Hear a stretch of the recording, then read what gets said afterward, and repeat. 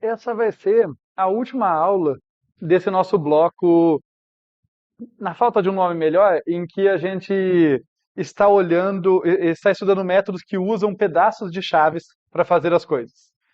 A gente viu dois métodos para ordenação que fazem isso, no caso, o counting sort. Por algum motivo eu ia falar insertion sort, tá? Deu bug aqui. O counting sort, que faz isso, e depois o que pode até ser visto de certa forma como uma generalização da ideia dele, que é o radix sort que a gente estudou, né? Então, para ordenação, a gente viu esses métodos aí que olham para as chaves para tomar decisão, e depois a gente viu a aplicação desses métodos para tabelas de símbolos, para implementação de tabelas de símbolos nas árvores digitais. A gente já viu as árvores digitais básicas e já viu as tries. Então, no que diz respeito a essa ideia de, olha, eu vou olhar para a chave para tomar decisão e tal, eu acho que vocês já foram apresentados suficientemente a ela, digamos assim. O motivo dessa aula é a gente fechar o arco das tries aqui, né, um dos motivos, porque a gente viu as árvores digitais básicas, pô, bem legais, eficientes e tal, mas não mantém ordenação. Não mantém o conjunto totalmente ordenado.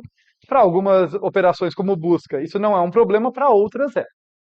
Daí a gente manteve todo mundo ordenado nas tries, mas é mais dispendioso em memória, perde um pouco de eficiência, tem um monte de nó interno desnecessário. Aqui a gente vai tentar corrigir isso, tá? Então é esse que é o propósito das Patricia Tries que a gente vai ver na aula de hoje. E nesse arco das tries, ou melhor dizendo, nesse arco das árvores digitais, né, eu quero ter a eficiência lá das árvores básicas, a eficiência de memória e tempo lá das árvores básicas, mas ainda manter o conjunto totalmente ordenado, assim como as tries fazem, que a gente viu na última aula.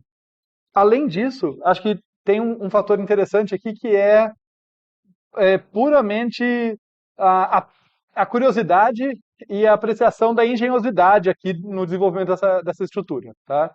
É, uma boa parte do motivo de vocês serem apresentados a inúmeros algoritmos e estruturas de dados no curso é porque, uma vez que vocês já viram certas ideias básicas, é mais fácil vocês projetarem coisas a partir dali. Vocês já foram apresentadas certas ideias, e daí vocês conseguem desenvolver. E aqui tem ideias bastante interessantes.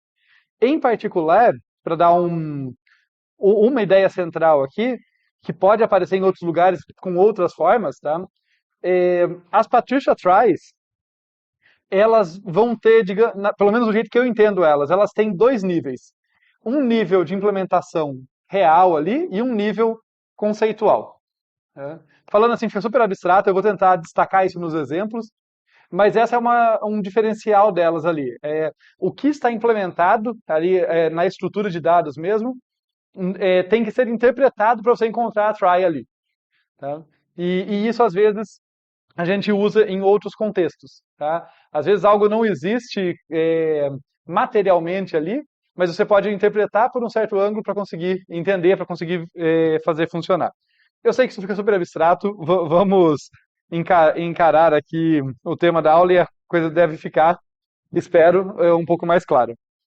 Nessa aula, mais do que nas outras, tá? E a gente usou essa abordagem em todas elas, a gente vai lidar aqui com a versão binária das tries, no caso, em particular, das Patricia Tries. É uma questão didática, porque a versão binária, os dígitos são bits, né? Então, e fica mais fácil. Dado um bit, só tem duas escolhas, ou ele é 0 ou 1, ou eu desço à esquerda ou à direita. A gente sempre pode, e de fato, na prática, é interessante generalizar, essas árvores ficam mais eficientes normalmente quando você usa dígitos um pouco maiores do que um bit, mas é muito mais simples para entender, lidar com a versão binária. E as Patricia Tries já são difíceis de entender, tá? E eu não falo isso diminuindo a capacidade de vocês entender, mas eu sempre tenho que revisitar o assunto para apresentar, sabe? Sempre tem alguma função que fala, peraí, por que mesmo essa função faz isso? Sabe? Leva um tempinho para falar, tá bom, ela está resolvendo esse problema. Então, eu tô junto nessa, tá? Não, não são fáceis, não são triviais.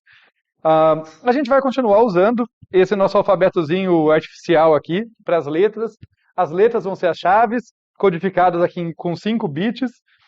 A gente vai olhar para eles da esquerda para a direita. Tudo isso vocês já estão acostumados. E eu vou passar bem rapidinho aqui por essa try, tá? Porque a função de começar essa aula lembrando dessa try aqui é justamente para destacar para vocês o que a gente quer melhorar, tá? Então, Essa aqui é uma try que está armazenando as chaves A, C, E, H, R, S em ordem, então tá legal, tá armazenando bem. Só que, como a gente comentou, ela tem um monte de nós internos, o que torna um tanto de ineficiência em memória. E, em particular, os nós R e S não só tem um baita desperdício de nós internos aqui, como faz com que a busca pelo R e pelo S fique um pouquinho mais custosa, porque eu tenho que descer vários níveis, mesmo tendo só esses dois caras no ramo. Então é um ramo que ele existe basicamente, ele tem mais nó interno do que folha, né, que é onde estão os conteúdos. Tá? A gente vai endereçar esses problemas. É,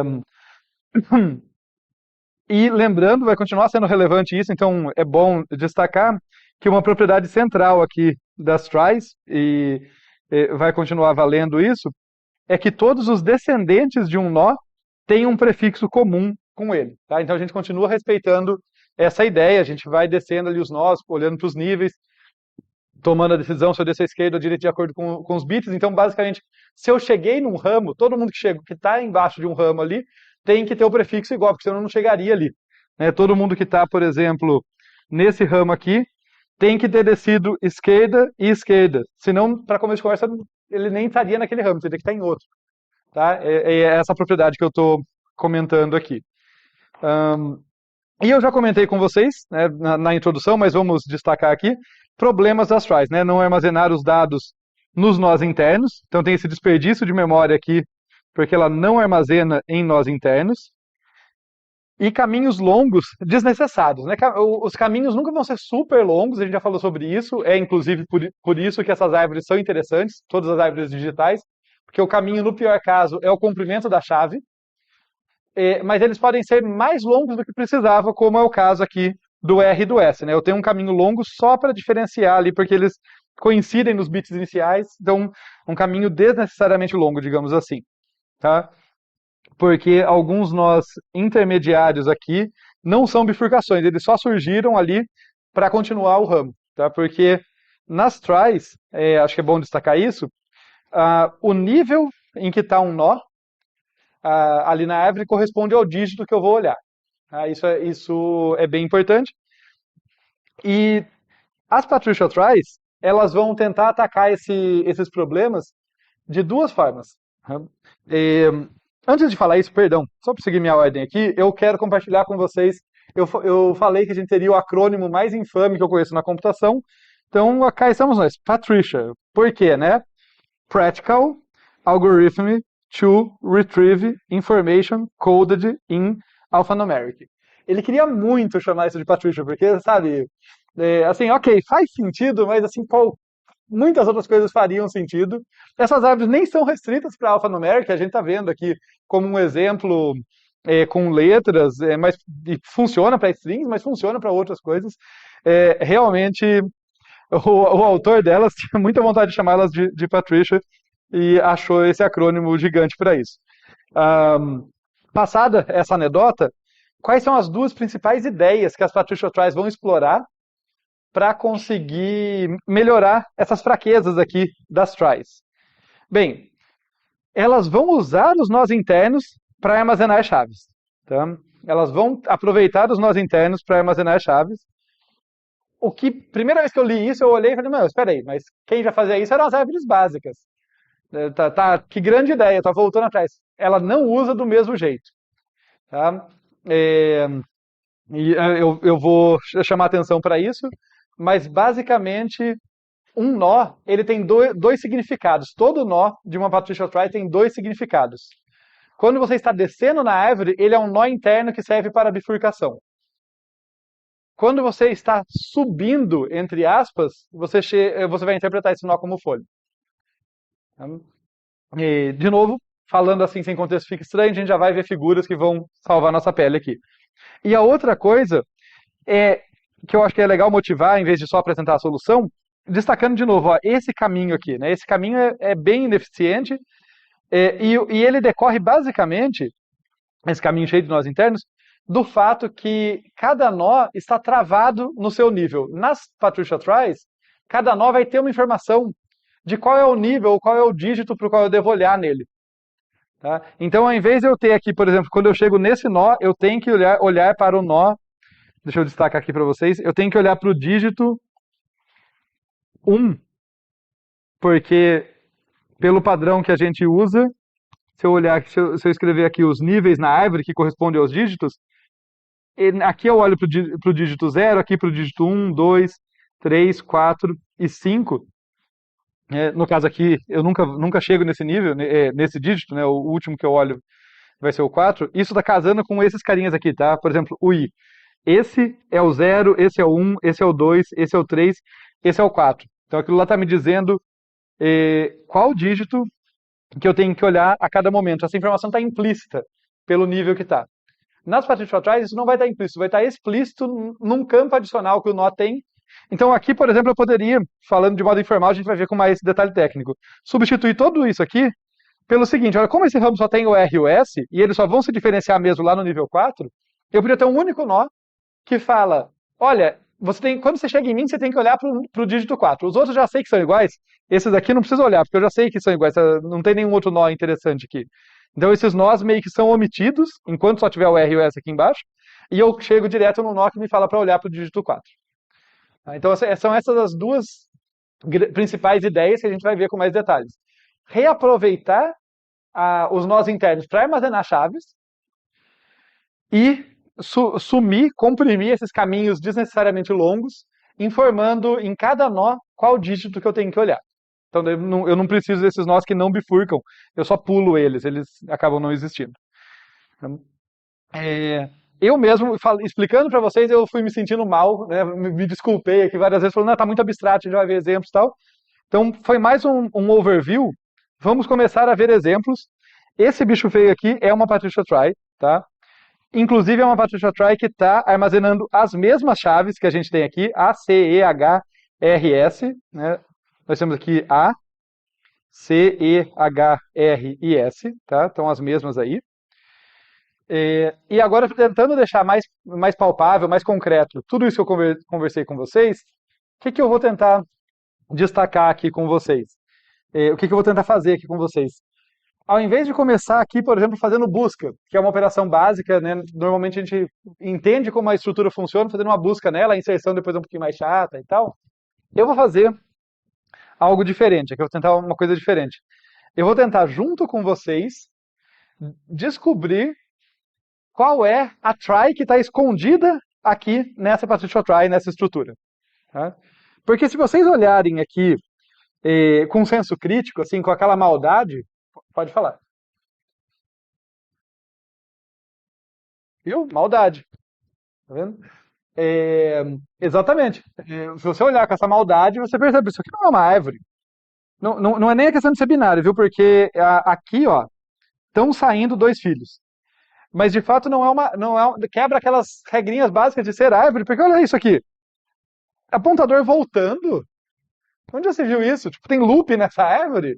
Não pode, a árvore não pode ter isso. Então, justamente, obrigado. Era exatamente esse olhar cruel que eu esperava de vocês. Obrigado. É, perdão? Sim, é uma outra. Eu falei das duas principais ferramentas por detalhe de implementação. Confesso para vocês, provavelmente não é a única maneira de implementar, mas eu não fui atrás de outras, tá? O jeito que eu conhecia a Patricia Try, que é a que eu vou apresentar para vocês, ela nunca tem apontador nulo. Por isso ela vai precisar dessa raiz dummy aqui, tá? Essa aqui é uma raiz artificial ali, e que aponta para si mesmo para que eu nunca tenha um apontador nulo, tá? Então, esse é o detalhe mais técnico, assim, tanto que eu não coloquei nos dois anteriores, né? As duas, na minha concepção, as principais ideias foi aquilo que eu falei, reaproveitar nó interno para armazenar a chave e compactar caminhos longos, desnecessariamente longos, informando o dígito que eu tenho que olhar. Mas vamos focar aqui, né, no problema que a gente acabou de identificar. Isso aqui não é uma árvore, tá? Então é importante observar isso que assim, para ser uma árvore a gente tem que seguir certas regras, a gente não pode ter loop. Quando a gente apresenta árvores binárias, na segunda aula do curso eu revisitei com vocês o que fazia uma árvore binária e a gente viu coisas que não eram árvores binárias, né? Sempre que tem uma seta voltando, não é. É um outro tipo de grafo, né? É uma estrutura válida, mas não é uma árvore. Então vamos juntos aqui, vamos tentar, tá? É a primeira vez que eu uso essa abordagem. Vamos tentar extrair a árvore conceitual que está escondida aqui. Tá? Porque existe uma árvore escondida aqui. Toda a informação que eu tinha aqui, ela está aqui também. Tá? Mas para conseguir, né, ter essas melhorias que eu falei para vocês, ela pagou um preço. Então, vamos tentar extrair isso. Então, primeira coisa que eu vou simplificar aqui. Aqui nós temos uma raiz dummy, como eu falei, é uma raiz artificial, só porque por detalhes técnicos eu preciso dela. Então, na árvore conceitual eu não preciso disso, eu vou começar direto aqui, olha. Aqui está a minha raiz, aponta para o primeiro nó. Acontece que eu já até dei a dica, né? Olha, na descida eu olho para os nós como se fossem nós internos. Na subida eu olho para eles como se fossem folhas. Tá? É por isso que eu consigo reaproveitar nó interno para armazenar folha. Eles têm duas semânticas, eu olho dependendo do momento que eu olho para eles. Então vamos começar olhando para a ramificação aqui para nó interno. Olhar para o nó como se fosse só uma ramificação. Então eu começo aqui, eu vou destacando aqui na esquerda para a gente ir fazendo paralelo. Então, ó, isso aqui, como eu falei, era só a raiz dummy. Daí eu chego aqui, olha, essa é o primeiro nó que não é a raiz artificial da árvore. Nesse momento eu vou olhar para ele como um nó interno de bifurcação, né? Afinal ele bifurca coisas para a esquerda e para a direita dele. Então eu vou colocar esse nozinho aqui. Daí, se eu continuar descendo, se eu descer à esquerda dele, por exemplo, eu vou chegar em um outro nó. Vou ramificar para cá também. Né? Destacando que, olha só, aqui eu desci à esquerda, foi o código zero ali, né? O dígito zero que me mandou descer. Estou ali nesse nó interno que está com a chave H, mas aqui na direita não vai ter essa coisa. A gente vai extrair uma try daqui. Então, nó interno só vai ter uma informação. Daí eu desço mais aqui. Desci de novo. Estou descendo à esquerda primeiro, né? Fazendo um percurso esquerda-direita, né? Esquerda, visito nó e direita. Desci à esquerda de novo aqui. Daí chego no nozinho que tem o E de novo. Ele é uma bifurcação. Mais uma vez, vai acabar, tá, gente? Prometo. Tá? É que começou com uma descida longa aqui. Desço de novo.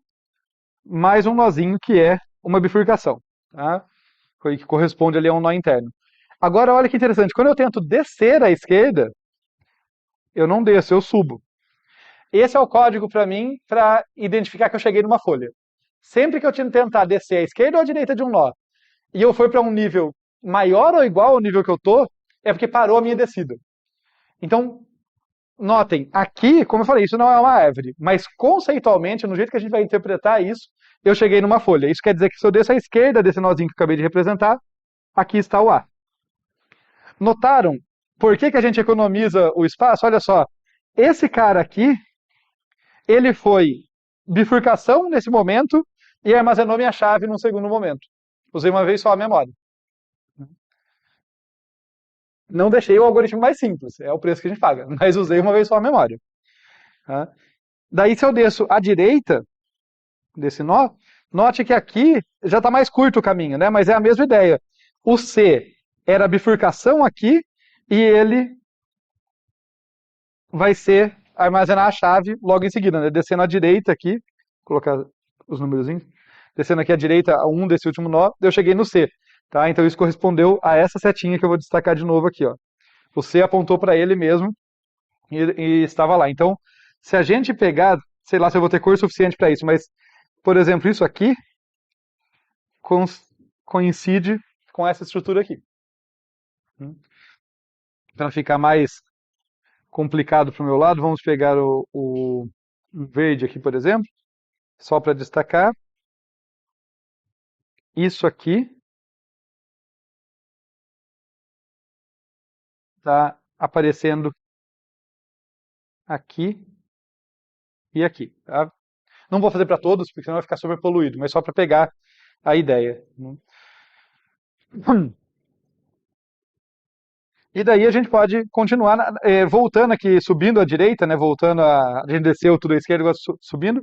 Vai ter vários que são parecidos, né? O E aqui, ele aponta para ele mesmo, quer dizer que vai corresponder a, a um nozinho aqui. O H, e aqui ele aponta para ele mesmo, então vou responder isso aqui. Mas antes de continuar, porque isso vai ser relevante em instantes, deixa eu destacar uma coisa aqui para vocês. Tem uma informação a mais aqui, né? Olha só, aqui eu tenho menos 1, 0, 1, 2, 3. Eu tenho essa informação a mais que não é surpresa, né? É aquilo que eu já tinha falado.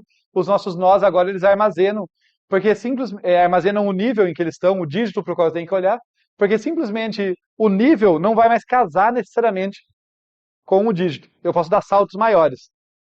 Não aconteceu aqui porque, por coincidência, pelas chaves que a gente tem, a diferença entre elas foi sempre no próximo dígito. Então, para diferenciar aqui as chaves que estão nesse ramo e o H, foi, foi no segundo dígito, né, no dígito 1. Por isso que esse umzinho aqui coincidiu ali na direita. Mas nem sempre vai ser assim.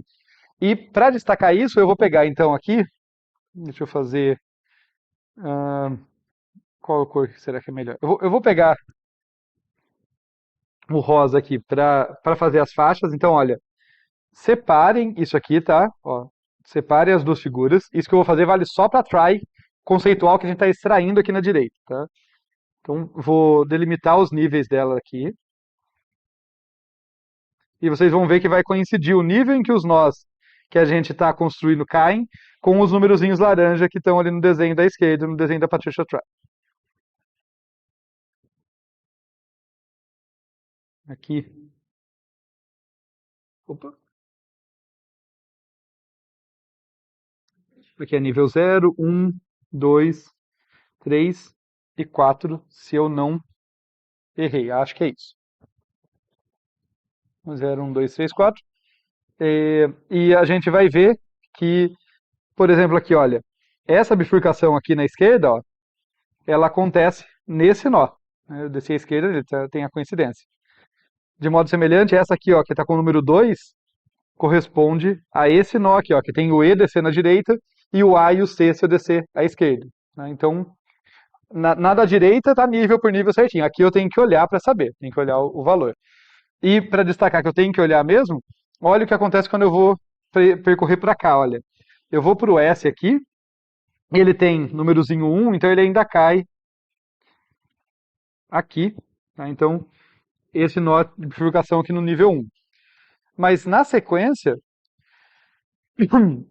a gente vai ver, deixa eu só me achar aqui para não ficar perdido. Na sequência, a gente vai ver, se eu descer aqui, olha, a gente tem, desculpa que eu me perdi. Se eu descer à esquerda entre o S e o R ali, eu vou ver esse 4, tá? Que indica que o próximo dígito em que eu devo olhar, que se diferenciou, está no nível 4. Isso quer dizer isso aqui. Né? E daí o que tem aqui no meio é exatamente esse negócio aqui.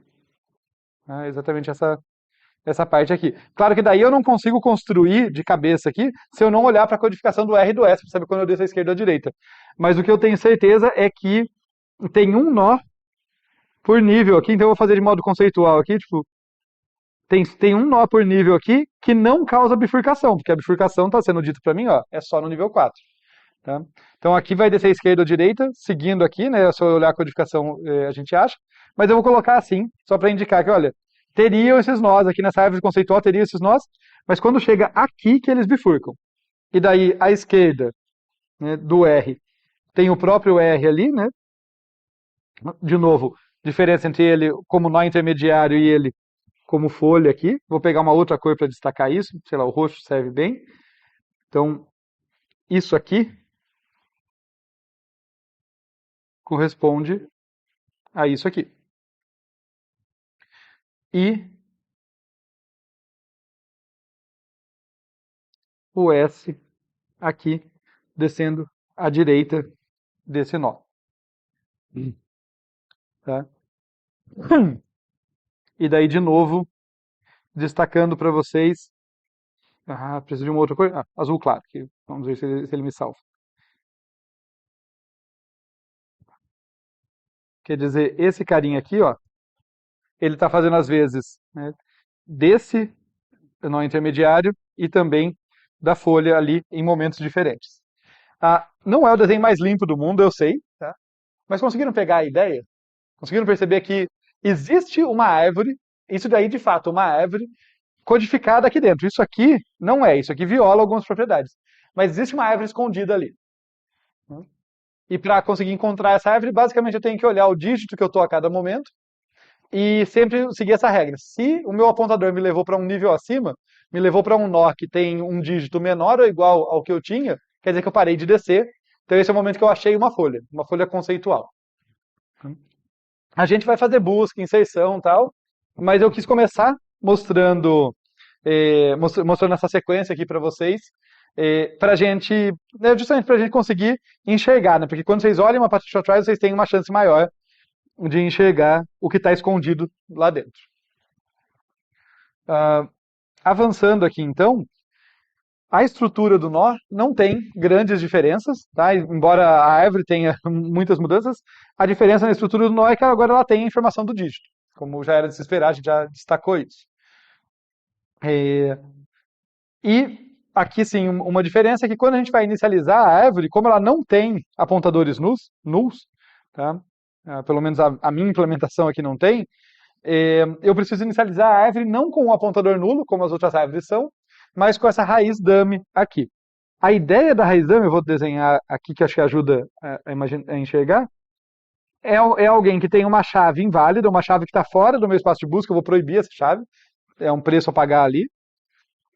Tá? Tem dígito -1, deixa eu colocar o dígito sempre em laranjinha para manter um padrão. Tem dígito -1, obviamente é um dígito inválido, mas tudo bem porque meio que me indica que eu estou na raiz dummy, já é uma informação útil, e até conceitualmente ok, porque quando eu descer um nível ali eu vou chegar no 0 ou em algum outro dígito válido. Então começa do -1 e vai sempre aumentando. E daí ela começa apontando para ela mesma.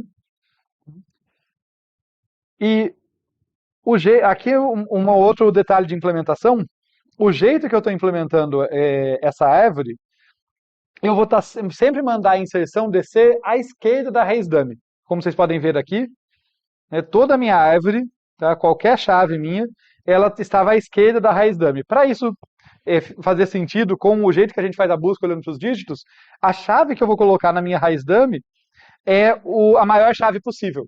Tá? É a chave que tem todos os bits iguais a 1. No nosso caso aqui, como tem 5 bits, é isso aqui. Essa é a chave dela. Então, assim ela vai estar corretamente à direita de todo mundo. Então, essa chave dummy fica no lugar correto. Essa é a chave que eu perco. Tá? Essa chave não está armazenada de verdade, ela é só um artifício para manter essa raiz dummy. E daí a inicializa, que a gente vê como que a gente faz isso na implementação, que não é difícil, né? É quase direto fazer a tradução disso aqui. Então a gente faz o malloc ali, da nossa raiz. Isso aqui pode variar um pouquinho, tá? Às vezes em outra máquina, por exemplo aqui, eu estava trabalhando com 32 bits, pode ser o unsigned int de 64 max, mas de qualquer forma, aqui, o jeito de ler isso aqui, tá? Deixa eu falar mais devagar aqui, se eu não me engano, se eu não estou comendo bola, é o inteiro sem sinal de 32 bits, é o maior inteiro sem sinal de 32 bits. O Uzinho aqui, esse Uzinho aqui é de unsigned, int de inteiro, 32 de 32 bits, e o maior. Isso quer dizer basicamente que ele é a chave que tem todos os bits iguais a 1.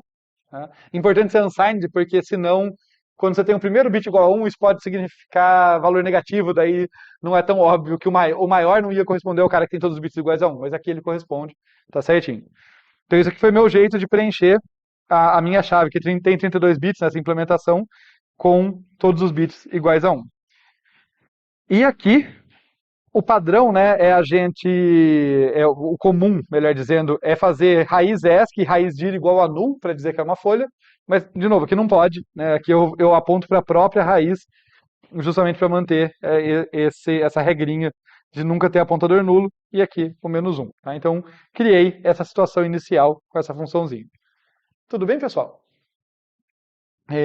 Acho que vale ressaltar, embora vocês já devem ter percebido, que embora o que me chama a atenção nas Patricia Tries é a inventividade para resolver os problemas lá das tries, que você já deve ter começado a ver, né, só essa ideia de que, olha, eu tenho uma try escondida nela, né, mas ela mesmo tem uma outra estrutura aí, já é bem interessante, mas infelizmente tem um pouquinho de tecnicidade, de detalhe técnico mais chatinho mesmo. Essa raiz dummy acho que é um que se destaca, então acaba tendo um pouquinho mais essas dores de cabeça.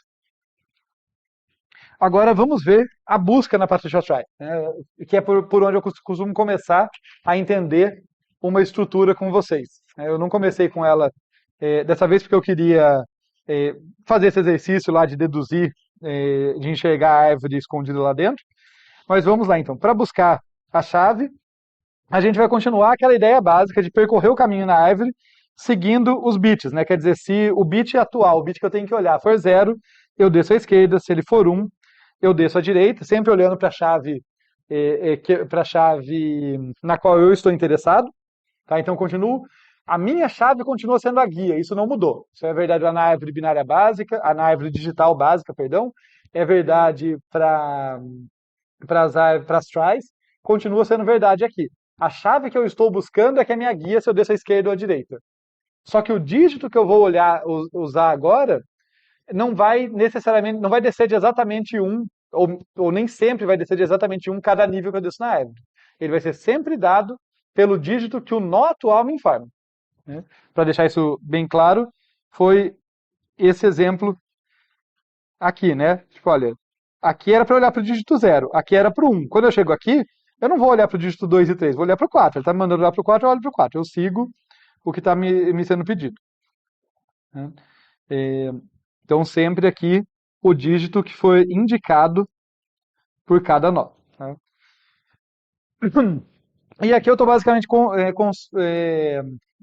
consolidando, escrevendo aqui, né, deixando registrado aquilo que eu falei, né, é saber sempre diferenciar o caminho conceitual do caminho real. Mas a gente já viu o exemplo, acho que já está mais claro isso. Quando a gente sobe na árvore, também já falei isso para vocês, sobe entre aspas, tá? Sobe ou mantém o nível. Quando a gente para de descer, quer dizer que a gente chegou numa folha. Tá? Então, quando a gente vai para um nó cujo dígito é maior ou igual, tá? É importante que a igualdade também, ao dígito anterior, ao dígito do nó anterior, a gente está numa folha, nessa folha conceitual. Então, a busca, sabendo disso, sabendo disso e sabendo que a gente não tem apontador nulo, não tem outro lugar onde a busca terminar que não seja numa folha, já que não tem apontador nulo. Às vezes ela vai terminar na própria raiz dummy, tá? Essa é a função dela. Dependendo do que eu estou buscando, pode ser que eu caia lá. Mas o ponto é, eu vou buscando, seguindo essa regra dessa esquerda, direita, seguindo os dígitos, até que eu avancei para a esquerda ou para a direita e não desci. Né? Eu subi, entre aspas, identifiquei uma folha, daí eu olho. Essa folha é a chave que eu estou buscando? Se for, devolvo ela, se não, devolve falha. Tá? Então, essa que é a pegada aqui. Tá? Eu sempre vou chegar numa folha, não tem como terminar no apontador nulo. Então, daí eu tenho que comparar a chave procurada com a que eu encontrei. De novo, para deixar mais palpável, vamos navegar aqui na nossa árvorezinha aqui. Então, buscar pelo E, primeiro, que já tem a codificação dele aqui, ó, 00101. Tá? E eu vou fazer em todos eles já, para facilitar a minha vida. Ops. Fazer em todos aqui. Colocar explicitamente aqui os bits, né? 0, 1, 2, 3, 4. 0, 1, 2, 3, 4. O difícil é que eu aumento o zoom para escrever, mas depois a gente tem que enxergar ele de longe, né? Daí fica... Não sei o quanto que eles ajudam vocês, mas tá lá. 0, 1, 2, 3, 4. Tá? Fé. E importante, como essa raiz aqui é dummy, tá? Ela realmente é artificial, as operações todas começam a descer na esquerda dela. Tá? Então, a primeira coisa que eu faço aqui, olha, desci à esquerda dessa raiz dummy, na minha busca. Vou até fazer com uma cor diferente, vamos lá, vamos pegar o azul claro, vai ser a cor para o Ezinho aqui. Tá? Então, a busca pelo Ezinho, eu vou usar o azul claro. Então, desci à esquerda aqui dela, cheguei no primeiro nó, que vale olhar, né, que não é uma raiz dummy, e vou interpretar ele na descida como um nó intermediário. Então eu vou olhar para o 0, que é o que ele está me mandando, então olha para o bit 0, e ver o que o E manda você fazer no bit 0. Ele manda descer à esquerda. Então desço à esquerda.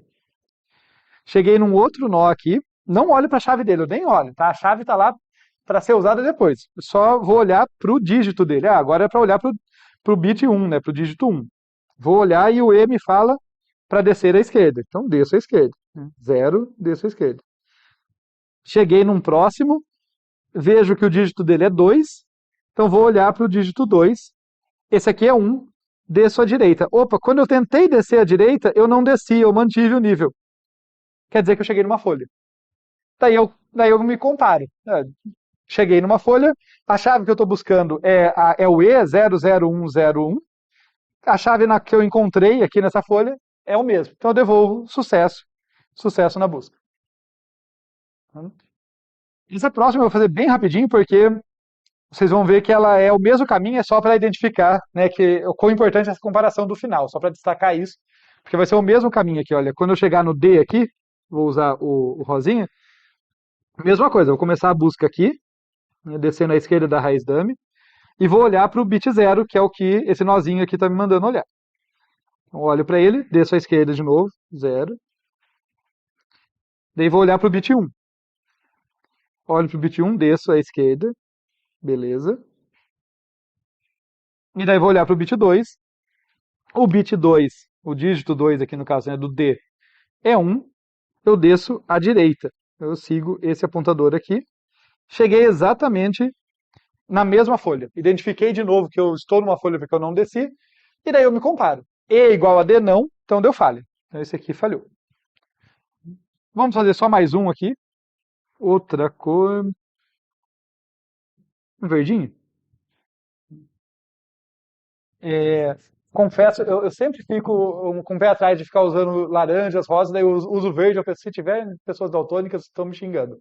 Mas eu vou ficando sem opção de cor, gente. Eu já usei o azul para escrever ali atrás, então fica mais difícil. Mas vamos lá.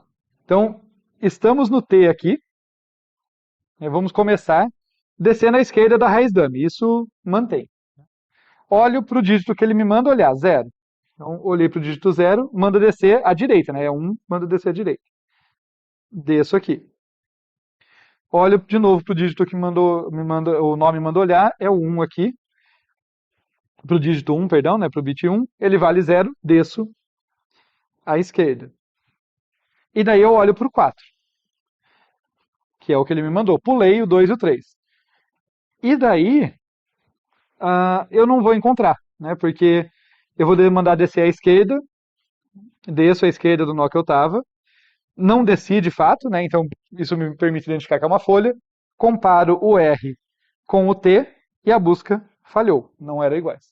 Aliás, deixa eu até colocar o x aqui em cima, né? Porque primeiro eu chego no nó, depois faço a comparação e deu falha. Um detalhe aqui que a gente vai explorar mais quando for fazer a inserção, mas notem que, tudo bem, o R e o S serem diferenciados pelo quarto bit faz sentido, porque foi assim que foi construído. Mas aqui é um dos lugares que, assim, a try não é óbvio que ela funciona, você tem que ficar verificando os casos. No caso, ela funciona, acreditem e tal, mas é para mostrar como ela não, além de mais complexa ali, não é óbvio mesmo que essas ideias boas funcionem. Porque ninguém disse que o T e o R diferenciam no quarto bit. Então meio que eu desci à direita, eu desci primeiro esquerda, beleza. Não, desculpa, eu desci primeiro direita, depois esquerda, né? 1 e 0. Até ali estava tudo bem. Mas de repente, quando eu pulei para olhar o quarto bit, é provável que esses dois bits aqui, do meio, o segundo, o bit 2 e o bit 3, melhor dizendo, eles iam me dizer que, olha, o T já difere do R e do S antes, ele provavelmente coincide nos dois primeiros e difere nesses do meio, mas eu nem cheguei a olhar para esses caras do meio. Então, isso na hora da inserção, isso vai exigir um cuidado a mais, porque não adianta eu querer bifurcar aqui para baixo para colocar um T. O T não pertence a esse ramo, ele provavelmente precisa de uma bifurcação anterior. Tá? Então, só para vocês já irem ficando atentos a esse... Porque a árvore está no estática, a busca é simples. Mas tem que pensar nisso. Quando uma busca dá certo, beleza, faz o caminho, tudo, olha para o dígito certo e encontra. Quando ela falha, não quer dizer que a minha falha, não quer dizer que o lugar que devia estar, acho que é esse ponto que eu quero chegar, Normalmente, quando eu faço uma busca e ela falha, ela chegou no apontador nulo, por exemplo, ali tá me dizendo, se eu quiser inserir, insere aqui. Aqui não é exatamente isso. Pode ser que eu tenha pulado níveis. Então é esse cuidado que eu estou querendo chamar a atenção. Então, de novo, preços que a gente paga para ter as melhorias dela. Ela fica um pouco mais complexa nesse sentido. Vamos olhar o código da busca aqui para ver que o que ele está fazendo coincide com a ideia que a gente viu, né? Então tem essa funçãozinha de busca, que é essa função envelope, que está fazendo mais do que só envelopar nesse caso, porque é justamente ela que faz a comparação. Então, antes de abrir a caixa preta da busca R aqui, vamos só ver que a funçãozinha de busca, o que ela está falando é, olha, começa a descer na esquerda da raiz dummy, por isso que a primeira chamada já é para R.S, que estou pulando a raiz dummy ali. Esse menos 1 aqui, se a gente olhar ali na frente, a gente vai ver que é o dígito anterior. É porque eu preciso daquele critério para saber, eu estou descendo na árvore ainda ou por acaso parei de descer e cheguei numa folha? Para isso eu preciso do dígito anterior, então é sempre isso que eu passo, né, em cada chamada recursiva. E a chave que eu estou buscando, né, não tem nada de novo. Vamos acreditar, por enquanto, que essa busca R vai me devolver o nó que chegou no fim do caminho. Não quer dizer que é o nó correto, mas é o que chegou no fim do caminho. O que eu tenho que fazer? Qual que era o último passo nos exemplos sempre? Comparar as chaves. Né? Comparar a chave que ele está apontando aqui, que o alvo aponta, que o apontador que ele me devolveu aponta, com a minha chave. E aqui é só para ficar compacto, tá? Não recomendo que vocês abusem disso. Às vezes vem a calhar para caber na mesma página. Eu uso esse recurso, mas isso aqui é um if compactado. Às vezes, programação obscura não é uma coisa muito prática para ser lida, e daí fazer manutenção do código é problemático. Então usem com moderação esse tipo de coisa, tá? Às vezes as pessoas tomam gosto por isso, daí parece que o desafio é implementar com o menor número de linhas possível. Um breve parênteses, uma anedota, já aconteceu numa prova, eu dar uma questão aberta, tipo, programa e tal coisa, eu dei errado na questão e fiquei com aquilo na cabeça. Falei, nossa, mas era um errado tão estranho. E depois eu tive que voltar, reconhecer aqui, eu tive que voltar, dar uma pesquisada no Google, porque ele estava usando programações obscuras que eu não conhecia, e eu vi que funcionava perfeita. Só que assim, não tinha um if, um while, não, era tudo nesse nível aqui, era tudo disso para pior. Então, às vezes fica difícil. No fim deu certo, mas assim, quase que eu me equivoquei ali. Nesse momento vocês ficam pensando, né, assim, esse é o caso que você percebeu, quantos passaram, né? Não sei dizer. Mas de qualquer forma, fechado o parênteses, supondo então que a busca R devolveu o alvo corretamente, ele devolveu, está apontando para o nó correto no fim da busca, me resta verificar se as chaves coincidem. Então, o que essa expressão aqui está dizendo é o que vem antes do cifrão é verdadeiro, quer dizer, alvo pointer chave é igual a chave? Se for verdadeiro, devolve alvo, se não, devolve null. Tá? Então isso aqui, o que está antes do cifrão é a condição do if, o que está logo depois é o then, e o que está depois dos dois pontos é o else. Ok? Tá legal. Então, agora a gente já sabe que se a busca R funcionar, a nossa função de busca devolve corretamente alvo ou null, indicando que encontrou ou não encontrou.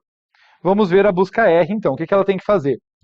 Ela continua, olha que interessante, né? Como tem uma árvore conceitual escondida ali, a nossa função, o conceito dela também é parecido. O caso base é o quê? Quando eu chego numa folha. Né? Esse era um dos casos bases comuns. E no caso, como não tem um apontador nulo, vai ser sempre esse. Então, é o que acontece também. Olha, a primeira coisa que eu verifico é, cheguei numa folha? Só que para verificar isso, o que significa? Né? Tecnicamente, como que eu verifico isso? Eu verifico se o R pointer dígito, ou seja, se o dígito do nó que eu estou apontando agora, que o meu R aqui, né, que está apontando agora, é menor ou igual que o dígito anterior. Se ele for menor ou igual, significa que eu acabei de percorrer. Opa, deixa eu achar aqui. Eu acabei de percorrer um desses carinhas aqui, que me levou para cima, ou pelo menos me manteve no mesmo nível. Quer dizer, parei de descer na árvore, cheguei numa folha, naquela folha conceitual. Então, se for verdade, se R pointer dígito for menor ou igual que o dígito anterior, né, o dígito anterior está aqui, um parâmetro que eu recebo, é uma folha, eu dou return R.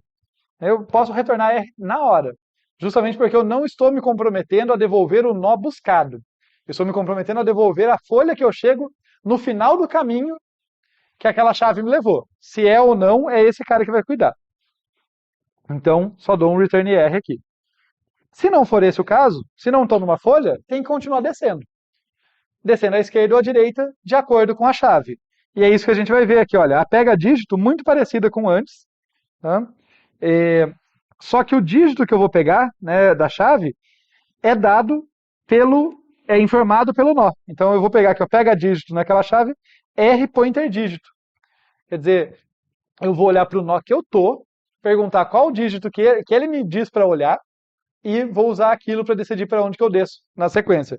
Assim como a gente fez aqui, né? De novo, vindo aqui, olha. Quando eu cheguei nesse nó, eu olhei para o quarto dígito da chave, quando eu estava procurando o T, né? Eu tinha olhado antes para o dígito 0, para o bit 0, depois para o 1, depois eu olhei para o quarto. Por quê? Porque esse cara me mandou olhar para o quarto. É sempre o nó que manda. Tá?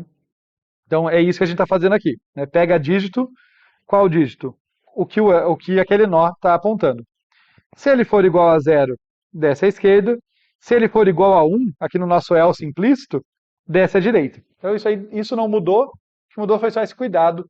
Se vocês lembrarem, nas árvores digitais básicas e nas tries, que a gente viu antes, era um parâmetro que vinha com a função. Né? Era sempre para me informar o nível, para eu saber em que nível que eu estava, para saber em que dígito que eu olhava. Agora está no nó. Né? Isso que mudou. E daí, legal, então dentro desse if, né, no caso positivo desse if aqui, eu vou descer à esquerda, então eu chamo a busca descendo à esquerda, passo o R pointer dígito, porque é o dígito anterior que eu vou usar, né, sempre nessa verificação aqui. Então na próximo nível de chamada recursiva, eu tenho que saber ele, então eu passo o dígito que eu estou. Se eu chegar no else, né, no nosso else implícito aqui, R pointer dir, desço à direita, de novo passando o R pointer dígito. Beleza? Uma coisa boa é que, embora ela não seja uma estrutura de dados simples de entender e de verificar se está tudo certinho, os códigos não são muito grandes. Ainda, mesmo a Patricia Try sendo mais complexa do que a Try básica e definitivamente mais complexa do que a Árvore digital básica, os códigos não vão ser enormes. Nada no nível de uma árvore AVL e uma árvore rubro-negro. Tá? Então, o código continua sendo simples. Eu realmente, na minha compreensão, o desafio não é difícil porque o código é longo, é difícil porque tem essas camadas real, conceitual ali, que você tem que estar o tempo todo pensando o que significa cada coisa que você está implementando.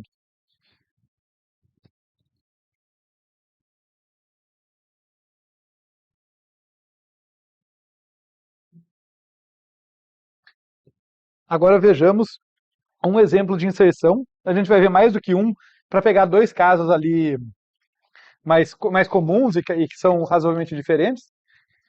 Eu deixei isso aqui previamente desenhado aqui para facilitar a nossa vida. Previamente desenhado, mas permitindo edições, né? Diferente das outras que eu só desenhei por cima. Porque a inserção, como a gente sabe, muda a árvore, né? Então, qual que é a ideia da inserção? Primeiro, buscar a chave. A primeira coisa é fazer essa busca. Né? Então, vamos fazer outro exemplo de busca, parecido com o que a gente já fez. Né? Eu começo descendo à esquerda, né, da raiz dummy, isso sempre, né? A busca, eu já desencadeio meu busca R com R pointer ESC. E daí, quando eu chego aqui, eu vou olhar para o dígito é 0, então eu tenho que olhar para esse primeiro carinha aqui. Poxa, é 0, continuo descendo à esquerda. Próximo dígito é 1, então eu vou olhar para esse carinha aqui. Acho que vale a pena aqui fazer aquela colocação, né? É o 0, 1, 2, 3 e 4. Daí, então, eu olhei para o dígito 1 e ele valia 1. Então, eu desço à direita e parei de descer. Pronto, minha busca devolveu o apontador para H. Né? É isso que a minha busca R, minha busca recursiva faz. E daí eu vou verificar, porque eu continuo não inserindo duplicatas aqui. Tá? Vale aquilo que a gente falou da primeira aula de árvores digitais, que a gente não trabalha com duplicados, pelo menos não nessa versão mais simples, mais didática. Dá para generalizar isso lá, mas não vamos entrar nisso nesse momento. Então eu verifico, por acaso esse cara que eu encontrei é o próprio I? Porque se for, eu não vou inserir de novo. Mas não é, né? Esse cara que eu encontrei é o H e, e quem eu quero inserir é o I. Então, ok, a inserção deve continuar. Estou salvo, mas tem que fazer a parte mais complicadinha agora. Então, deixa eu fazer o seguinte: em vez de continuar avançando nisso aqui, eu vou jogar para a direita aqui para a gente poder editar bastante essa árvore. E essa aqui eu vou reduzir um pouquinho ela e jogar mais para a esquerda. Tá legal. Então foi a fase de busca ali. Fizemos a busca e tal. O que eu tenho que ver agora para fazer a inserção? Eu tenho que verificar em quais dígitos o H e o I, afinal, né, a busca terminou no H, em quais dígitos o H e o I coincidem e em quais dígitos que eles são diferentes. Antes disso, só deixa eu ver se eu consigo remover.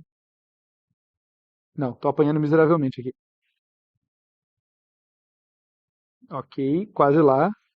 Esse não quer, esse realmente não quer me ajudar.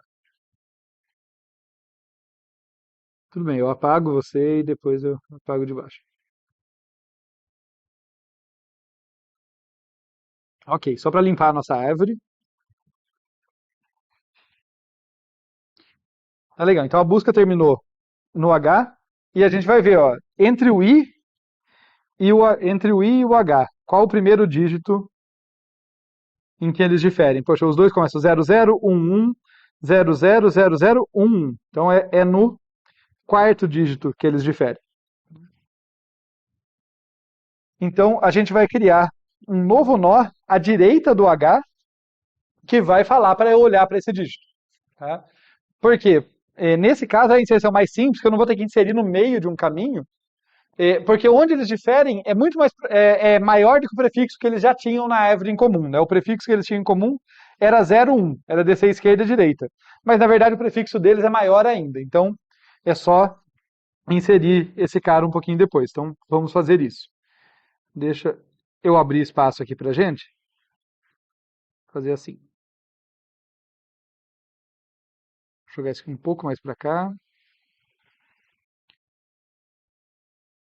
Isso aqui, aqui.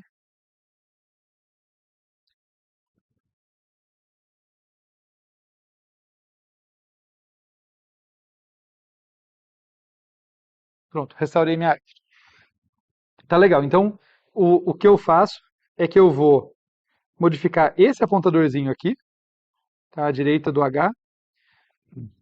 Vou colocar um novo nó aqui, que tem o dígito 4, porque é onde os dois se diferem. E daí, o H aponta para o I. Quando eu chego para o I, eu posso descer à esquerda ou à direita. Se eu descer à esquerda, o dígito 4 aqui me diz para eu ir para o H. É essa informação que eu tenho aqui. Se eu descer à esquerda, ele me manda ir para o H. Então, eu venho para cá, aponto para lá. Se eu descer à direita, o dígito número 4 aqui, o bit número 4, me manda ir para o I. Então, eu venho para cá. Tudo bem, pessoal? Essa é a inserção mais simples. Fez sentido? Eu tinha que diferenciar os dois, né? Basicamente, um caminho meu, o caminho descendente ali, ele terminou no H, e o H e o I realmente tinham um monte de bits em comum. Então eu coloquei um novo nó ali para atuar a princípio como nó intermediário, focando aqui no bit em que eles eram diferenciados. E daí de acordo com esse bit, eu coloquei H à esquerda e I à direita, podia ser o oposto, tá? Vai caso a caso ali, né? Você tem que saber para onde você joga o apontador de acordo com a situação que você está lidando. Agora vamos ver um caso mais chatinho aqui, tá?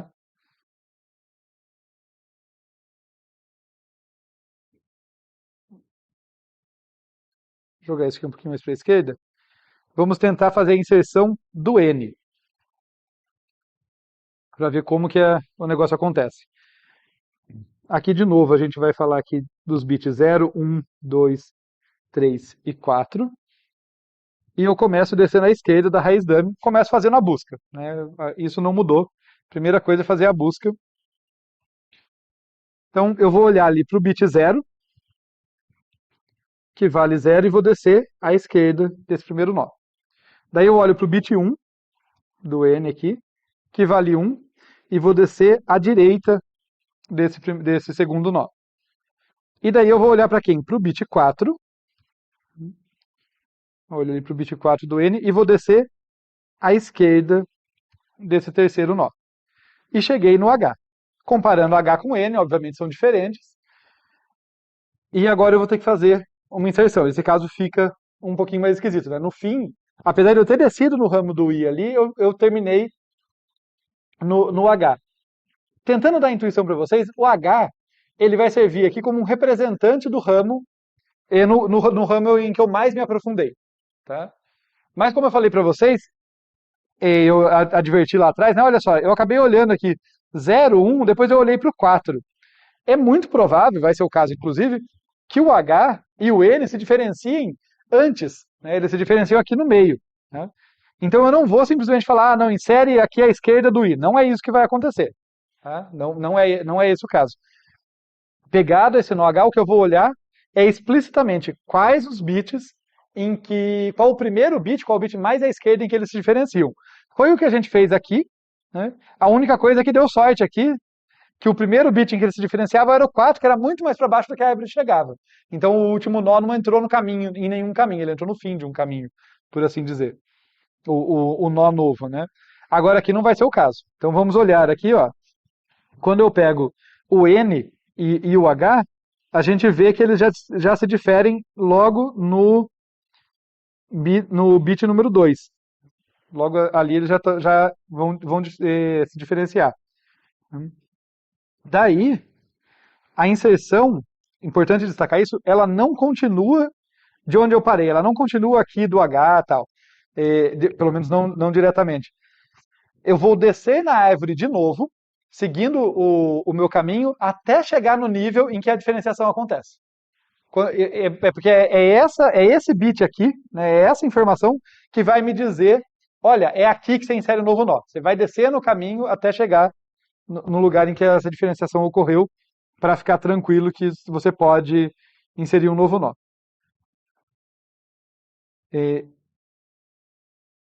Então, deixa eu minimizar essa aqui que só foi para busca.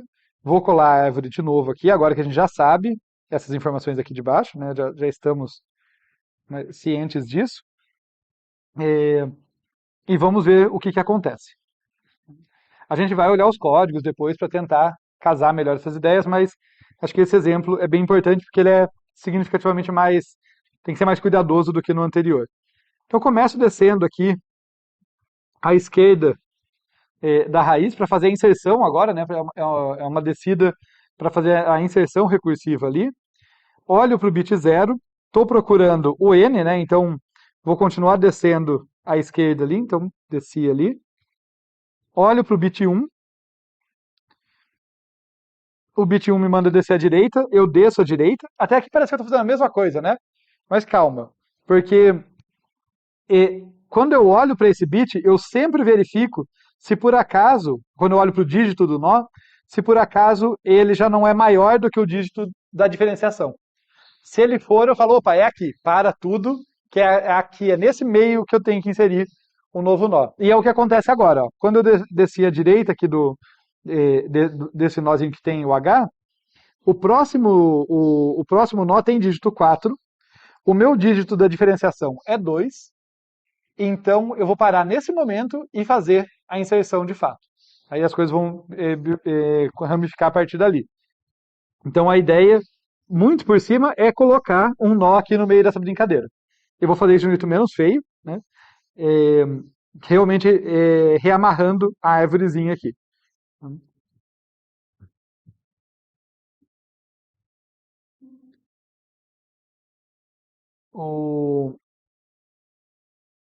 Eu vou jogar esse carinha um pouco mais para baixo para poder colocar o novo nó. Esse novo nó, como todos os nós da try, ele vai ter duas funções. Ele vai armazenar a nova chave, mas nesse primeiro momento ele está preocupado em inserir ele como sendo um nó de bifurcação no lugar certo. Então eu vou pegar esse nozinho que tem a chave N, vou colocar ele aqui.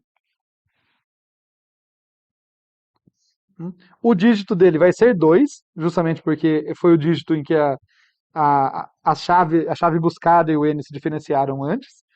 E daí o que eu vou fazer? Eu vou olhar para a busca. Não se deixem confundir por isso aqui, tá? O meu desenho aqui não é vetorial, né? Mas isso aqui, a conexão estava aqui, né? O, o I apontava para lá à esquerda. Então, olhando, focando aqui no N, tá, gente? Nesse nó novo como sendo uma bifurcação. Quando eu olho para o dígito 2, tá? Quando eu olho para o dígito 2, o N me diz o quê? O N me diz para descer à direita. Vamos pensar juntos aqui, só, em vez de só fazer o exemplo. Até o momento, eu não tinha um nó intermediário que separava os caras que desciam à direita nesse ponto dos que desciam à esquerda. Por isso que eu tive que criar ele no meio. Isso quer dizer que todo mundo, eu não sei quem é, né? Eu não preciso saber de cabeça. A gente olhando aqui, a gente sabe que é o H e o I que estão no outro ramo. Mas assim, todo mundo vai estar no ramo oposto ao do N, porque senão, se tivesse gente já naquele ramo, já existiria um nó intermediário e a minha busca teria avançado um pouco mais antes de eu achar o ponto de bifurcação. Tá? É meio que essa a lógica. Então, por eu olhar aqui no bit 2, eu olhar aqui o N dessa direita, eu sei que eu tenho que fazer aqui à direita ele referenciar a si próprio. Né? Ele dizer, olha, desce aqui, quer dizer, para de descer, né? Aponta para você mesmo. E à esquerda dele é que vai estar o outro nó, que pode ser um ramo grandão. Tá? Então, voltando para cá, vou aproveitar que a gente tinha isso, ó, notem, existia um ramo já ali, e podia ter um monte de gente. No caso aqui, o único cara embaixo, entre aspas, desse ramo é o próprio H, né, de um lado, e o próprio I do outro. Mas podia ser um ramo grandão. O ponto é, entre o nozinho do H e o nozinho do I, existia um apontador ali, né? Esses dois, eles estavam amarrados. Eu não posso, apanhando do zoom, eu não posso perder esse cara, tá? Então, esse ramo aqui vai continuar sendo amarrado no lado oposto do bit do N. Então, o N ali, eu referencio ele quando eu desço à direita, portanto, eu vou amarrar esse outro cara à esquerda dele.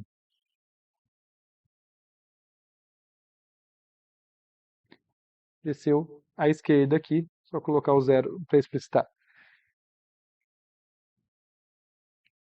E o I aqui continua apontando para o H.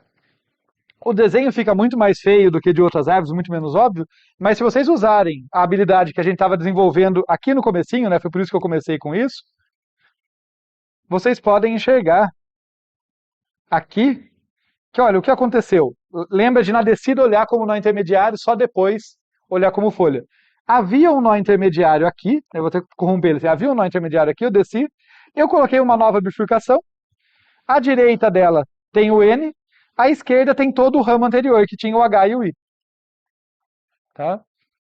Então, é muito parecida com a bifurcação da try, sem tantos nós intermediários, mas é muito parecido com a bifurcação da try, só tem que tomar mais cuidado para achar o ponto certo da inserção. Ok? O exemplo? Eu vou mostrar agora o código para vocês. Além de vocês poderem levantar dúvidas a qualquer momento, vocês podem perguntar também, né, se alguma parte do código ali não estiver casando, fiquem à vontade para a gente. Ela tem que fazer sentido junto com esses exemplos. Né? Esses exemplos têm que ser, de certo modo, a execução desse código. Eu pulei aqui, porque eu deixei aqui uma construção de uma Patricia Try com inserções consecutivas. Tá? Que ajuda, às vezes, a gente ver várias inserções, vai consolidando a ideia, mas como isso gasta mais tempo, eu faço depois se houver tempo. Se não, tem um videozinho lá, já existe uma videoaula fazendo esse processo, tá? De inserir o A, depois o S, depois o E e assim por diante. Mas vamos focar aqui no código da inserção. Então, aqui, se lá na busca eu falei que a função envelope tinha um pouco mais de função do que só envelopar, a chamada recursiva, aqui com certeza tem mais função. Tá? A nossa inserção ela vai ter 3 etapas. Busca primeiro, depois que voltou da busca, aliás, foi ser preciso 4, né? Busca primeiro, pega o que voltou da busca e verifica se não é a chave que você está querendo inserir, porque a gente não tem duplicado. Se não for isso, a gente identifica qual o primeiro dígito, qual o dígito mais à esquerda em que as chaves se diferenciam. E daí, finalmente, você chama a inserção recursiva que vai inserir no lugar certo. Tá? Onde o lugar certo é justamente dado por esse dígito que você acabou de identificar. Então vamos ver isso aqui. Ó. Primeira coisa, chama a busca recursiva, descendo à esquerda da raiz dummy. Tá? Isso, sempre lembrar disso. Tá? Você desce à esquerda da raiz dummy ali. O dígito anterior é -1 para fazer sentido. Né? E daí eu confio que essa busca recursiva vai me devolver alguém apontado por alvos. Pego esse cara e comparo com a minha chave. Se for igual, eu devolvo porque a gente não insere duplicados. É só uma questão de segurança aqui, não fazer bobagem. Agora, se não for o caso, tem esse forzinho aqui, que infelizmente pulou de linha, daí ficou mais feio, mas vamos entender esse for, que ele que ele é importante aqui. O que ele vai fazer? Ele vai fazer o i andar de 0, incrementando o i a cada passo, a cada iteração, tá? Enquanto valer o quê? Enquanto a chave atual, o dígito i da chave que eu estou buscando, for igual ao dígito i da chave que do nó, da chave do nó que eu encontrei. Então, lembrando, a busca recursiva lá me devolveu um certo nó, que não é igual à minha chave, ela diferencia de mim em algum ponto. Então eu consigo, em algum lugar, eu vou fazer a bifurcação para separar esses nós. Esse for vai me dar essa informação, vai falar, olha, qual é o dígito em que esses caras se separam. Tá? O jeito que ele faz isso é bastante simples, né? Eu vou avançando da esquerda para a direita, basicamente perguntando, pensem na primeira iteração, eu estou perguntando, esses caras são iguais no primeiro dígito? Né? A minha chave e a chave do nó que foi encontrado? São, então avança. São iguais no segundo dígito? São, então avança. Na hora que eu sair desse for, nota que esse for não faz nada além do cabeçalho dele, né? Porque na hora que eu sair dele, o i que eu tenho em mãos é o primeiro bit, o primeiro dígito em que eles se diferenciaram. Tudo bem? Tá, faz sentido esse for? Inclusive, só fazer um parênteses, vamos lembrar conceitualmente aqui, ó, voltar para o exemplo um instante.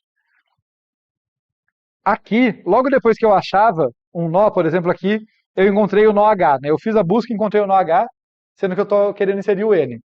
O que eu me perguntei, né, pensando no conceito? Eu perguntei, qual o primeiro bit em que o N e o H se diferenciam? Né? E a resposta foi o bit 2. Né? Porque os dois começam com 0, 1, mas na posição do bit 2 ali, na terceira posição, um deles é 1, o outro é 0. É essa informação que eu estou interessado. Tá? É essa informação que eu preciso para saber em que ponto da árvore que eu vou inserir. Tudo bem conceitualmente? Então, como que eu vou fazer isso? Ó, nessa primeira linha aqui, eu fiz a busca por aquela chave. Não quer dizer que eu achei a chave. Aliás, espero eu não ter achado, porque senão a minha inserção vai falhar.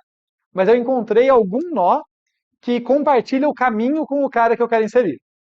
Né? No caso, é o cara que faz as vezes do H aqui. Né? Eu estava procurando o N e encontrei o H. Então eu encontrei um certo nó. O que é crítico para mim agora é saber qual é o primeiro bit, qual é o primeiro dígito em que em que a chave que eu quero inserir, né, e esse nó que eu encontrei se diferem.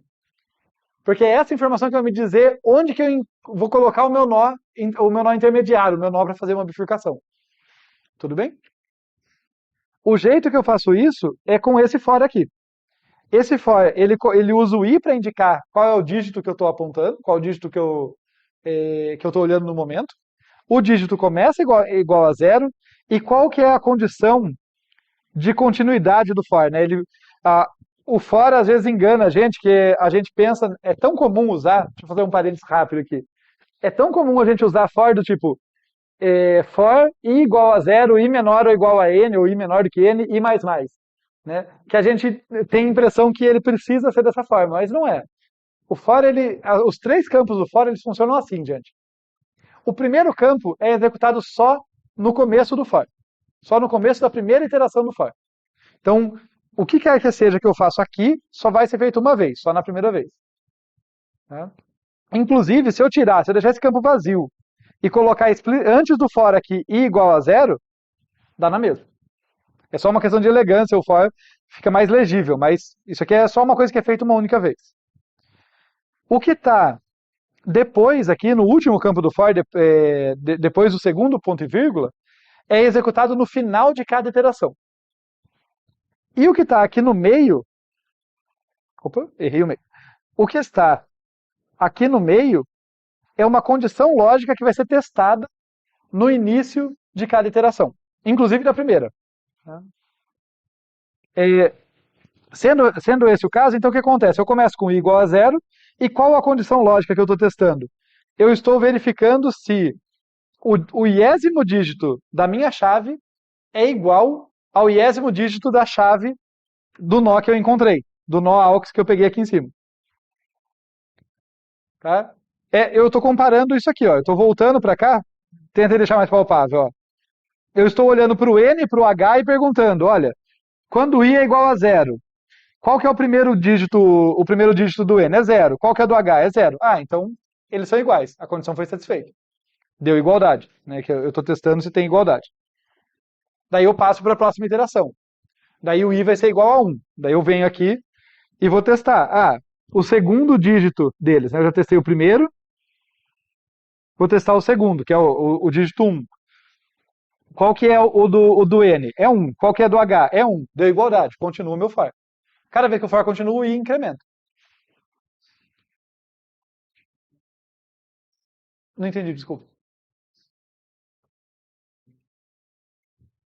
Porque eu estou pegando o dígito de duas chaves.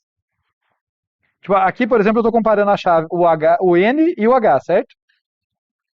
Então, eu tenho que usar o pega-dígito para ver o iésimo dígito do N e usar o pega-dígito para ver o iésimo dígito do H. Os dois eu nunca estou olhando para a chave inteira, né? Nos dois casos eu estou olhando só para um dígito por vez. Tudo bem?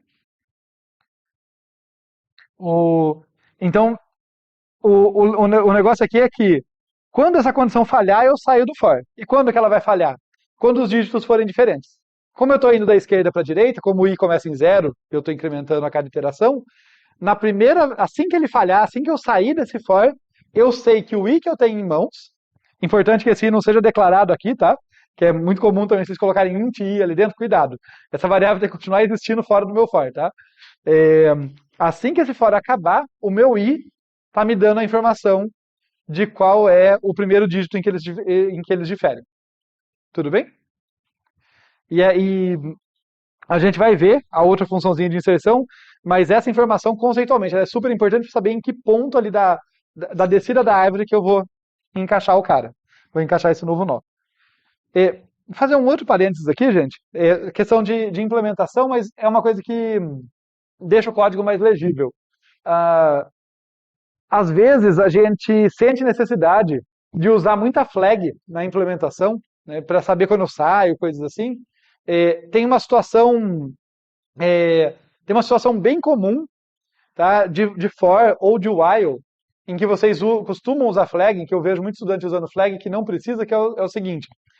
Imagina que eu estou fazendo um certo laço, um certo for ali, avançando um iterador a todo momento para fazer vários testes, tipo porque eu estou testando vários bits. E daí eu coloco uma flag que assim, se uma condição acontecer, por exemplo aqui, se os dois forem diferentes, eu coloco a flag achou e dou um break. E daí eu saio.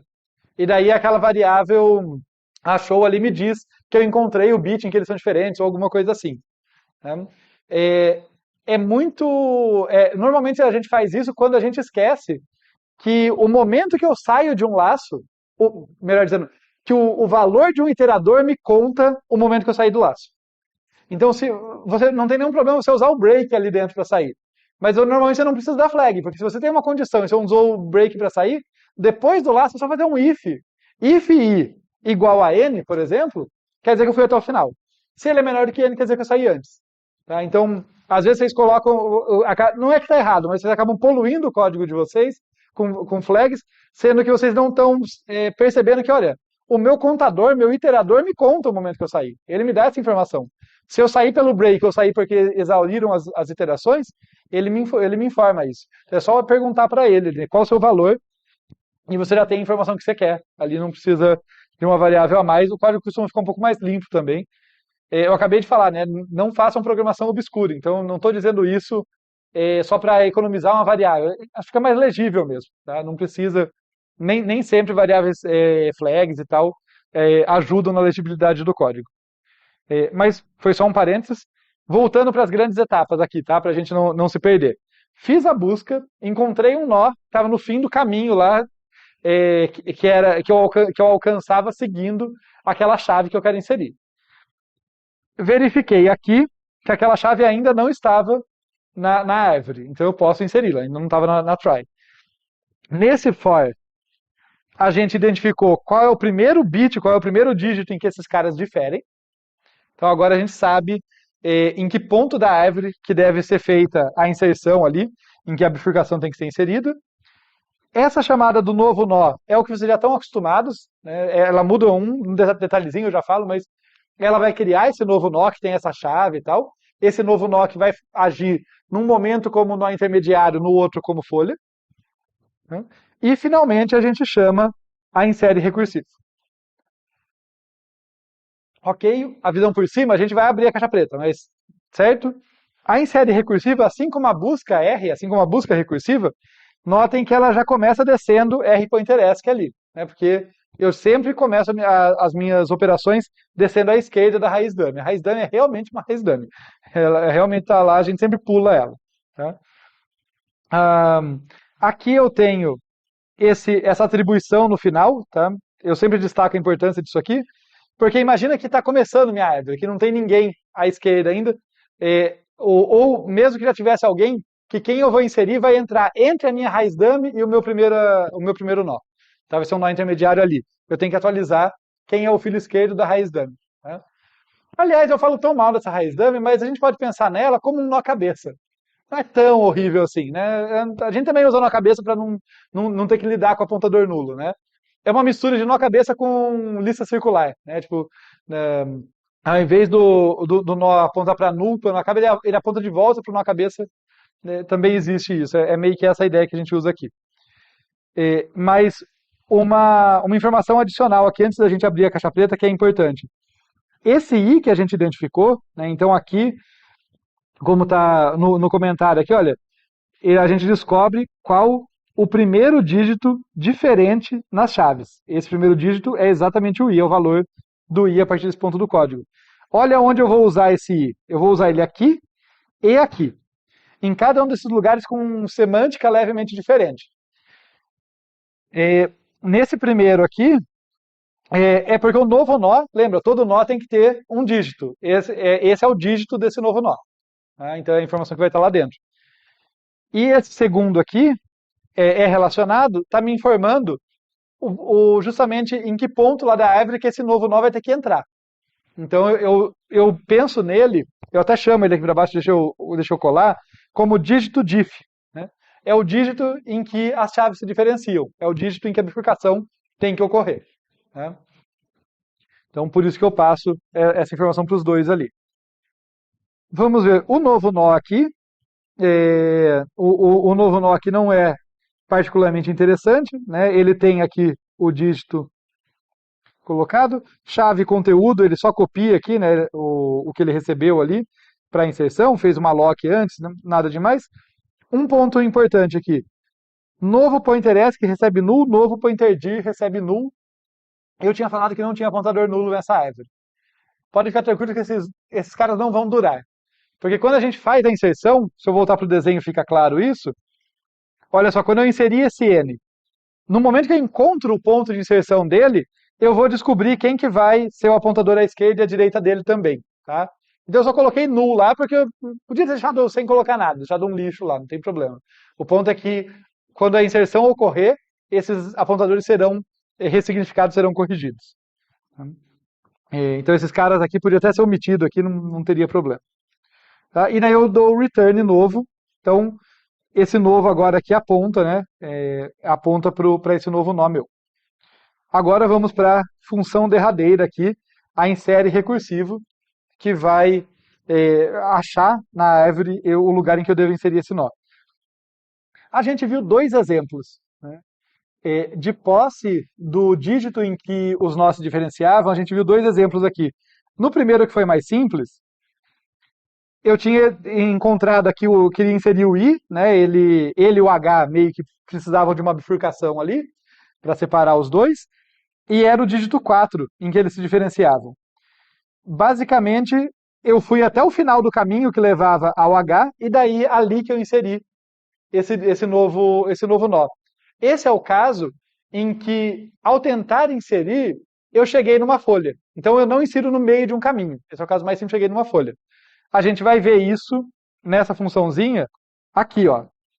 O que eu estou verificando nesse ponto é justamente se eu cheguei numa folha. Ou seja, se o r pointer dígito é menor ou igual que o pi pointer dígito. Quer dizer, se eu desci ou não na árvore. Né? No caso, se o meu dígito... perdão? Deixa eu respirar um instante que eu posso falar do besteira agora, só um instante. Isso, não, perfeito, isso mesmo. Se o dígito para o nó que eu estou apontando agora não é menor, não é maior, perdão, né, se ele não avançou em relação ao pai dele, isso quer dizer que eu não desci na árvore. Tudo bem? Só, de novo, fazendo vários parênteses, eu sei que isso é cansativo, tá? Eu não acho, eu já deixei claro para você, eu não acho essa estrutura mais simples de todas, tá? É, vamos tentar, tá? Respirem fundo aí, vamos tentar casar esse código com aquelas figurinhas. Então, o caso que a gente estava vendo era, na inserção, eu cheguei numa folha, né? E a inserção o ramo vai crescer a partir do final do caminho, não no meio de um caminho. Conceitualmente, isso não é tão complicado, né? Pô, eu cheguei numa folha. Só que lembrem, na Patricia Try, chegar numa folha significa que ao andar na árvore, em algum momento eu subi, entre aspas, ou pelo menos deixei de descer. É isso que a gente está verificando aqui. Esse menor ou igual está verificando exatamente isso, olha. R pointer dígito menor ou igual que pi pointer dígito. Quer dizer, eu avancei ali, eu desci à esquerda, desci, entre aspas, à esquerda ou à direita de um nó, e terminou que o nó que eu cheguei tinha dígito maior, tinha um dígito menor ou igual que o do meu pai. Então eu não desci de fato, eu estou numa folha. A R é uma folha. Esse é o caso que aconteceu aqui. Né? Eu cheguei no H e daí eu faço a inserção a partir dele. O outro caso é quando o ponto de inserção está no meio de um caminho. Foi o que aconteceu aqui, né? O ponto de inserção estava aqui no meio. Quando eu chego nesse nó, eu detecto. Eu falo, opa, esse cara tem dígito 4 e o meu dígito de diferenciação é o 2. Tá? É o que está antes desse ou aqui. Ó. São as duas condições para eu achar o ponto de inserção. A condição mais simples, que é essa da direita aqui, é quando eu cheguei numa folha. A mais cuidadosa é quando o dígito do nó que eu estou agora é maior ou igual do dígito de diferenciação. Foi o que tinha acontecido exatamente nesse aqui. Né? Eu coloquei o 2 aqui antes do 4, justamente porque quando eu já tinha feito a busca, já tinha identificado que o dígito crítico, o dígito da bifurcação era o 2, eu estou fazendo o caminho aqui, eu chego nesse 4. Falou, não dá.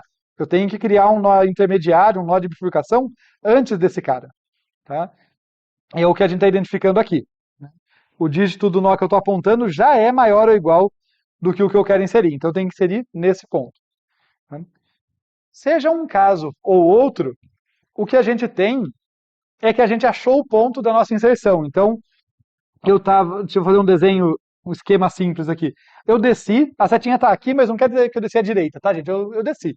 Eu desci do meu pai e eu achei o ramo, vamos dizer assim, no qual eu tenho que inserir. Esse ramo pode ser pode ser vazio, né, caso cheie a folha, ou pode ter alguém. O ponto aqui, eu vou ter que colocar um nó intermediário aqui, não qualquer nó, é o nó que eu já tenho em mãos, né, o meu nó novo, e vou ter que pendurar o que existia aqui à esquerda ou à direita dele.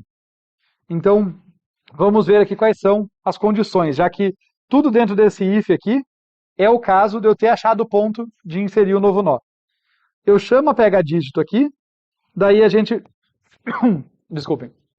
Eu chamo a pega dígito aqui, olho para a chave que eu quero inserir, tá? É a chave do nó novo que eu quero colocar, no dígito diff, tá? No dígito crítico ali para a bifurcação, e verifico se ela é igual a 1.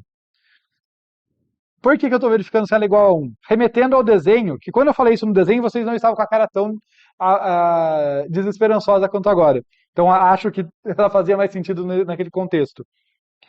Foi o caso de eu olhar aqui, tá?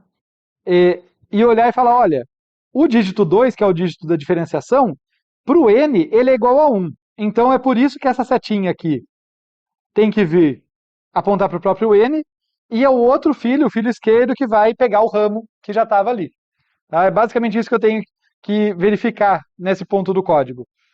Uma vez que eu entrei nesse if, eu já sei que eu estou no ponto de inserção. A questão é quem vai ficar à esquerda e quem vai ficar à direita desse nó novo que eu vou colocar. Se a chave dele para o dígito da diferenciação, que é o dígito da bifurcação, for igual a 1, ele tem que ficar à direita. Né? A autorreferência vai ser à direita, vai ser isso que vai acontecer. E quem que vai ficar à esquerda? Quem já estava. Então quem eu vou apontar para cá vai ser para o próprio R. Tá? Que é um nó, mas ele é a origem de um ramo, né? Ele pode ser uma coisa maior. Então, esse caso aqui corresponde a essa parte do if. No else, acontece o complementar. Né? Se o dígito da diferenciação aqui do meu nó é igual a 0, isso quer dizer que a autorreferência vai se dar à esquerda. Descendo à esquerda desse nó que ele vai apontar para si próprio. E à direita vai ser o que já estava lá, vai ser o R. Eu sei que pode ficar confuso aqui, então vamos tentar, quando a gente está perdido assim, vamos tentar pegar a base, né? Pegar de onde as coisas começam. Eu nunca posso jogar fora um ramo. Tá? A Patriotai é toda enrolada porque ela tem laços, né? Por causa da interpretação. Mas lembra, aquilo ainda representa um ramo. Então, existia um ramo aqui à direita do H. Esse ramo estava enraizado no I e o H também fazia parte dele. O H enquanto folha também fazia parte dele. É esse ramo aqui que tem o I e o H embaixo dele. Tá? Pensando no conceito e não onde o apontador aponta, né? Ignorando que esse cara sobe aqui. Tá? Então existia esse ramo. Esse ramo não pode ser jogado fora. É isso que a gente está cuidando aqui. A gente está colocando o novo nó, né? As condições desse if aqui dizem para a gente que está no ponto certo de inserir o novo nó, mas a gente não pode perder aquele ramo que já existia. Então, a gente verifica, olha, se o dígito da nova chave, o dígito de diferenciação da nova chave, for 1, ele aponta para si mesmo. A direita dele, né, o fio direito, ele aponta para si mesmo. E o ramo que já existia continua aqui. Se for 0, ele aponta para si mesmo à esquerda e o ramo que já existia continua aqui. Né? É isso que a gente está fazendo quando a gente faz essa atribuição aqui, né? Quando eu coloco, vou até colocar em roxinho, ó. Colocar aquele ramo pendurado ali, né? Esse triângulozinho que eu coloquei, é feito por essa atribuição do R. Tudo bem? E depois eu dou um return novo aqui, que eu vou pegar uma cor especial para esse return novo, eu vou colocar em azul, só para amarrar uma coisa depois. Né? Esses returns da função recursiva sempre são bem importantes. Tá? Aqui eu estou devolvendo o quê? A nova raiz da árvore. Tá? Porque eu tenho que amarrar com o meu pai. Né? O meu pai tem que saber que agora ele não aponta mais para o ramo que ele apontava, ele aponta para mim. Então, eu dou esse return. Eu sei que vocês devem estar exaustos, a cara de vocês está mais abatida do que de costume, mas a boa notícia, a parte complicada da inserção acabou. Era esse negócio de achar o ponto certo de inserir. O que tem para depois desse if, note que esse if aqui termina com o return, né? Seja passado pelo if ou else interno, ele vai terminar com o return. Então, tudo que vem depois é o que acontece quando eu ainda não cheguei no ponto de inserção. Tá? Quando eu ainda não cheguei no ponto de inserção, é a parte tradicional do insere, que é desce à esquerda ou à direita olhando para a chave. Tá? Então, é isso que a gente vai ter aqui. É a parte que vocês já devem estar mais acostumados. Olha, então, se não era o caso de ter achado o ponto lá intermediário da árvore para inserir, chama a pega dígito aqui olhando para a chave do novo nó que eu quero colocar, para o dígito pro dígito indicado pelo nó que eu tô, e verifica, se ele for 0, eu vou descer à esquerda. Se ele for 1, eu vou descer à direita. Bem aquilo que a gente já está acostumado, com aquele cuidado de estar olhando para o dígito apontado pelo nó atual, né? Como aconteceu lá na busca. Daí, descer à esquerda, no caso, é chamar a insere R com R pointer ESC, né? O único cuidado aqui, notem que o dígito diff não muda, tá? Porque ele foi identificado antes, mas esse Rzinho muda, né? Eu lembro que eu tinha aqui a informação de quem é meu pai, para poder fazer essa comparação, né? Eu preciso saber quem é meu pai, então, por isso que eu passo sempre o último R ali, ó. Descendo à esquerda ou à direita do R, quem é meu pai? É o R. Se eu descer à esquerda ou à direita de R, o meu pai atualmente é ele próprio. Tudo bem até aí? Então, essa é a parte mais tradicional, só descer à esquerda e direita. O que eu falei que eu ia destacar aqui, que eu falei desse return, que eu até pus com outra cor, né? Aqui a gente devolveu o novo, aqui a gente devolve o próprio R, né? Porque não mudou, né? Não foi feita a inserção. O ponto é, isso aqui está casado com essas igualdades aqui, tá? Porque nesses pontos aqui, quando eu faço R pointer ESC recebe, insere R dessa chamada recursiva aqui, o que eu estou falando para ele, olha, insere esse cara nessa subárvore e depois volta me avisando quem é a nova raiz dessa subárvore.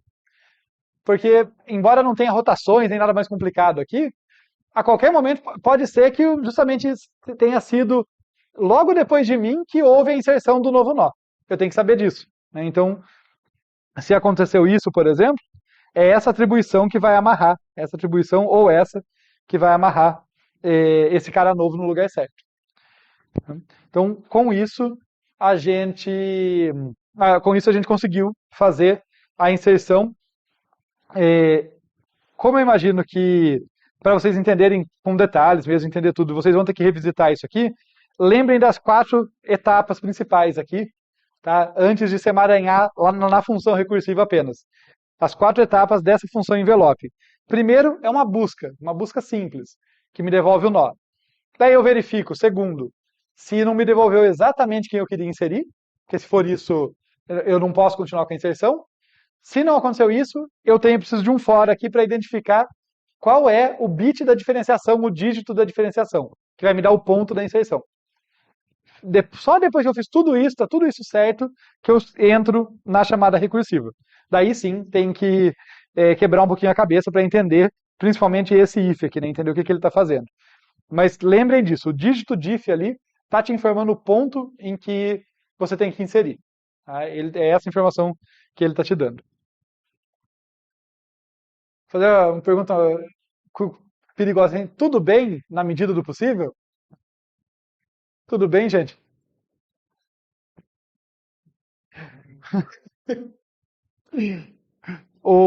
Só para a gente fechar aqui, eu tinha falado na última aula, mas para não desanimar tanto vocês, eu considero Passeja Tries uma das 3 estruturas mais engenhosas, mas também mais complexas, mais difíceis desse curso, tá? Então não é para ser assim, olhando de outra forma. Vocês entenderam por que eu expliquei as básicas, depois as tries, né? Porque assim, essa que é a mais legal, mas imagina tentar entender esse bicho sem ter se familiarizado com as árvores digitais antes, né? Então essa aqui é um ponto um tanto fora mesmo, tá? É, Só para a gente finalizar aqui, a questão de eficiência dessa árvore continua a mesma coisa, né? A eficiência de tempo ali proporcional à altura da árvore, que vai ser, assim como nas outras tries, corresponder ao comprimento da chave, ao número de bits, ou no caso mais geral de dígitos que a chave tem. A gente viu, eu falo bits porque a gente estava vendo a binária, mas no caso geral são dígitos. Em muitos casos a altura pode ser ainda menor, tá? Em muitos casos essa altura pode ser log de n aqui base 2, tá? Por exemplo, se as chaves forem aleatórias, mas eu destaco, é importante destacar isso. Onde essas árvores brilham, já destaquei antes, mas não vale ressaltar, são com dígitos maiores, tá? Quando você consegue pegar uma chave grandona e quebrar em poucos dígitos, aí você consegue, mesmo no pior caso, um número de passos bem menor do que log de n. do que log base 2 de N, né?